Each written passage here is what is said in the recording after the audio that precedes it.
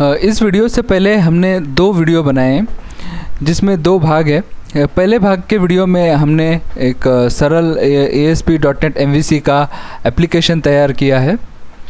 भाग दो वीडियो में हमने किस प्रकार से हम डेटा को कंट्रोलर से व्यू में पास करें जिससे कि कंट्रोलर का जो डेटा होता है वो व्यू में दिखाई पड़ता है। इस चीज़ का अब तक हमने प्रयोगात्मक रूप भाग दो के वीडियो में देखा है।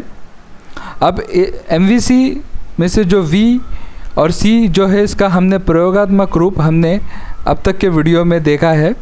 अब जो एक शेष चीज़ रह जाती है MVC में से वो है कि M, और ये M कुछ और नहीं बल्कि मॉडल होता है। एक सरल सी .NET की क्लास होती है जिसमें विविध प्रकार की प्रॉपर्टियाँ होती है, जैसे कि ID, कस्टमर कोड या फिर आपकी रकम या अमाउंट जो है उसकी प्रॉपर्टी होती है, वगैरह वगैरह, और भी अन्य प्रॉपर्टी हो सकती है।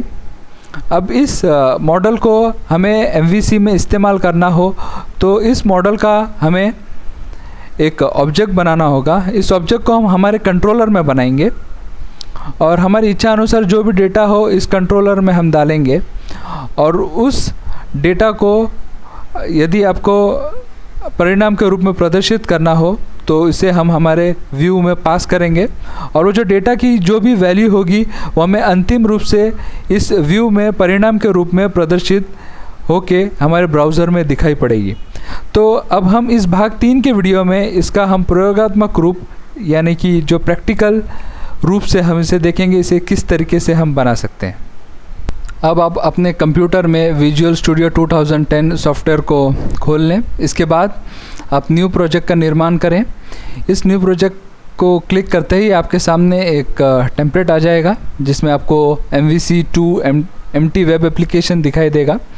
इस पर आप क्लिक कर लें और इसे अपनी इच्छा अनुसार नाम दे दें, पार्ट 3। ओके कर लें। सॉल्यूशन एक्सप्लोरर खुलाई दिखाई देगा जिसमें काफ़ी सारे फोल्डर्स और फाइल दिखाई पड़ेंगे जो पहले से बने, जो हमें इस एप्लीकेशन को बनाने में उपयोगी होंगे। तो जैसा हमने तय किया था कि हम यहाँ पे हम मॉडल का भी प्रयोग करेंगे। ये मॉडल कुछ नहीं बल्कि एक .NET की साधारण सी क्लास है। तो इसका हम पहले निर्माण करते हैं। राइट क्लिक कर इसे ऐड कर न्यू आइटम कर लें, और इस टेम्पलेट में आप C# क्लास को सिलेक्ट कर लें, इसका चुनाव कर लें आप, और इसे जोड़ दें। जैसे ही आप इसे जोड़ते हैं तो यहाँ पे आपको CS फाइल दिखाई देगी मॉडल की।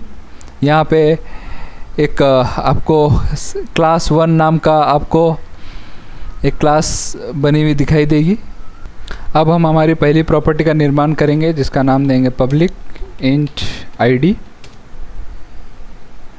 यहाँ पे हमारी प्रॉपर्टी का नाम होगा ID और इसे हम देंगे सेट गेट। इसके बाद हमारी दूसरी ID, यहाँ पे हम 3 प्रॉपर्टी क्रिएट करेंगे। दूसरी को हम स्ट्रिंग रखेंगे और इसका नाम देंगे कस्टमर कोड, और तीसरी होगी अमाउंट की, जहाँ पे हम इसका डेटा टाइप रखेंगे डबल, क्योंकि हो सकता है कि हमारी रकम कुछ पैसे में भी हो सकती है, जैसे कि 200 रुपये 18 पैसे, इसलिए हम इसका हम डेटा टाइप देंगे डबल। यहाँ पे हमने अब प्रॉपर्टी सेट कर ली है। अब हम इस प्रॉपर्टी को हमारे कंट्रोलर में इसका ऑब्जेक्ट बनाकर हम यहाँ वहाँ पे हम हमारी इच्छा अनुसार डेटा को प्रस्तुत करेंगे। तो अब हम यहाँ पे कंट्रोलर का निर्माण करने के लिए इसे राइट क्लिक कर ऐड कंट्रोलर कर लें, और इस कंट्रोलर को हम नाम देते हैं कस्टम कंट्रोलर।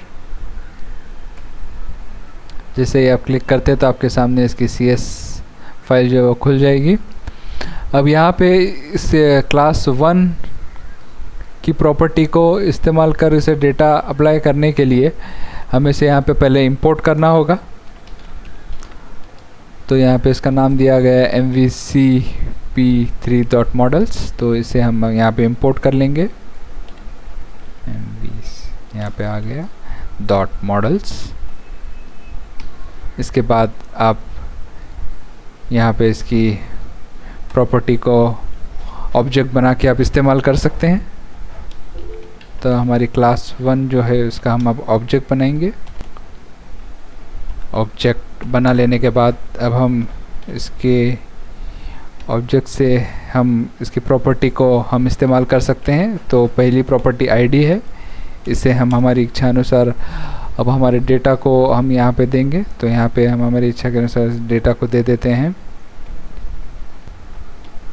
दूसरी जो प्रॉपर्टी है वो है कस्टमर कोड, इसे भी हम दे देते हैं हमारी इच्छा अनुसार नाम। एक नाम देने के बाद हमारी जो तीसरी प्रॉपर्टी है अमाउंट, इसका अब हम इस्तेमाल करेंगे और इसे भी हम हमारी इच्छा अनुसार हम डेटा दे देंगे 200 रुपये 18 पैसे। अब तीनों प्रॉपर्टी को हमने डेटा दे दिया है। अब इसके बाद हम यहाँ पे कंट्रोलर को ऐड व्यू करेंगे। ऐसा करने के लिए पहले हम इसे बिल्ड कर लेते हैं, सॉल्यूशन को देखते हैं कि यहाँ पे किसी प्रकार का कोई एरर तो नहीं है। तो यहाँ पे देखिए ये बिल्ड जो है वो सक्सेसफुल हुआ है। इसके बाद हम ऐड व्यू करते हैं और इस ऐड व्यू का हम इंडेक्स ही नाम देते हैं। अब यहाँ पे ऐड व्यू में हमें एक नई चीज़ करनी होगी, जो इसे हम स्ट्रांगली टाइप बनाएंगे। अब हम व्यू डेटा क्लास में हम MVC मॉडल 1 को सिलेक्ट कर लेते हैं और इस एप्लीकेशन को सरल रहने देने के लिए हम मास्टर पेज को इसे सिलेक्ट नहीं करेंगे। यहाँ पे इसका जो व्यू में डिस्प्ले होगा या जो प्रदर्शित होगा वह साधारण होगा काफ़ी। अब इसे हम ऐड कर लेते हैं तो देखेंगे आप index.asps पेज बन जाएगा। अब यहाँ पे कंट्रोलर में एक और विशेष परिवर्तन की ज़रूरत है कि जब हम यहाँ पे रिटर्न व्यू करते हैं तो इसमें हम हमारी जो OBJ क्लास है उसको हम पास करेंगे ताकि हमें व्यू में उसका डेटा प्राप्त हो सके। तो यहाँ पे हम OBJ क्लास को पास कर देते हैं। अब हम index.asps पेज में आते जाते हैं।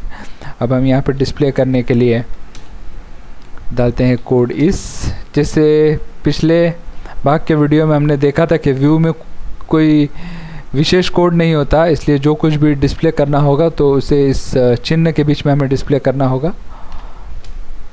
तो अब हम इसे इस चिन्ह के बीच हम प्रदर्शित करेंगे। तो हम यहाँ पे इसे इंपोर्ट मॉडल डॉट का इस्तेमाल करेंगे। अब जैसे आप देखते हैं मॉडल डॉट आप क्लिक करते हैं तो आप देख सकते हैं कि ये स्ट्रांगली टाइप्ड होने की वजह से हम हमारी मॉडल की जो क्लास की जो प्रॉपर्टी है उसे भी हम यहाँ पे इस्तेमाल कर सकते हैं। देखिए आप यहाँ पे आईडी, कस्टमर कोड, अमाउंट, ये तीनों प्रॉपर्टी हमें यहाँ दिखाई दे रही हैं। तो पहली प्रॉपर्टी को हम प्रदर्शित करने के लिए इसका चुनाव करेंगे। अब जैसे आप देख रहे हैं कि आपने एक प्रॉपर्टी को आपने यहाँ पे सेट कर दिया है, इसे यहाँ पे लिख दिया है। अब अन्य दो प्रॉपर्टी को सेट करने के लिए इसे हम यहाँ पे कॉपी कर लेते हैं ताकि हम इसे हमारे अंतिम परिणाम के रूप में इसे प्रदर्शित कर सकें। और हम चाहते हैं कि ये एक के नीचे एक प्रदर्शित हो, तो इसलिए हम यहाँ पे BR टैग का भी प्रयोग कर लेते हैं।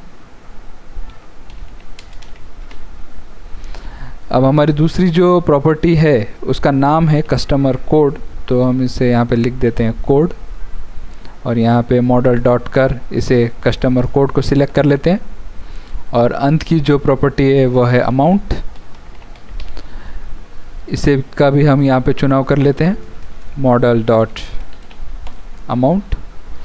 तो आप देखेंगे कि अब हमने यहाँ पे तीनों प्रॉपर्टी जिसे हम प्रदर्शित करना चाहते हैं उसे हमने यहाँ पे लिख दिया है इस विशेष चिन्ह के बीच।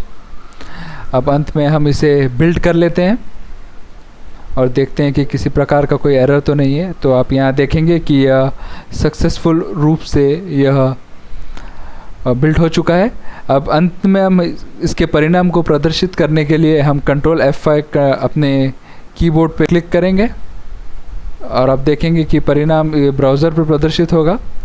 अभी आप यहाँ पे देखेंगे कि एक एरर दिखाई पड़ रहा है जो हमें पिछले 2 भाग के वीडियो में भी दिखाई दिया था। यह इसलिए दिखाई दे रहा है क्योंकि अभी तक किसी एक्शन को हमने कॉल नहीं किया है। अब हमारा जो एक्शन है उसका नाम है कस्टम, तो उसे हम यहाँ पे कस्टम को कॉल कर लेते हैं। तो आप देखेंगे कि इसने हमारे परिणाम को प्रदर्शित कर दिया है। इसने हमारी प्रॉपर्टी आईडी, कोड और अमाउंट को प्रदर्शित कर और हमारी इच्छा अनुसार जो वैल्यूज़ दी है उसने हमारे कंट्रोलर से व्यू में पास कर इसे हमें यहाँ पे प्रदर्शित कर दिया है। तो हमने इस भाग के वीडियो में देखा कि किस प्रकार से मॉडल जो कि डॉटनेट की साधारण का क्लास है उसमें प्रॉपर्टी को निर्माण कर हम उसे कंट्रोलर में उसे ऑब्जेक्ट बनाकर इस्तेमाल कर अपनी इच्छा अनुसार जो भी वैल्यू है, जो डेटा है, हमने इच्छा अनुसार उस डेटा को वहाँ पे डालकर व्यू में भेज दिया और उसके बाद उसका परिणाम हमने ब्राउज़र पे प्रदर्शित किया।